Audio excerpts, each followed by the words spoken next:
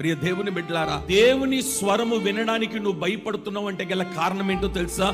ఏదో పాపము నేను ఏలుతా ఉంది. ఈ పాపం వలన సంతోషము నీకు దూరం అయిపోయింది. ఈ పాపము వలన దేవుని ముఖ దర్శనం చేయలేకపోతున్నావు. ఈ పాపము వలన నీ హృదయములో సంతోషం లేక ప్రతిరోజు క్షీణించిపోతున్నావు. నీ కుటుంబం పతనం అయిపోవడానికి నీ పాపమే కారణం. నీ వ్యాపారం అస్తవ్యస్తం అయిపోయి పాడైపోవడానికి, నాశనం అయిపోవడానికి నీ పాపమే కారణం. నీవు నీ కుటుంబం కలిసి జీవించకపోవడానికి నీ పాపమే కారణం. ప్రభు ఈ రాత్రి నేను హెచ్చరిస్తున్నాడు, పాపాన్ని విడిచిపెట్టు.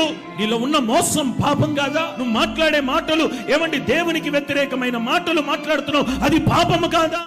అక్రమ సంబంధాలు పాపము కాదా? వ్యసనాలు పాపము కాదా? రోజు నీ కుటుంబంలో సంతోషాన్ని నువ్వు అనుభవించకపోవడానికి కారణం పాపమే కదా? ఈ పాపాన్ని విడిచిపెట్టి సరి చేసుకోగలిగితే నీ ప్రయాణం బేతేలుకు చేరునుగా.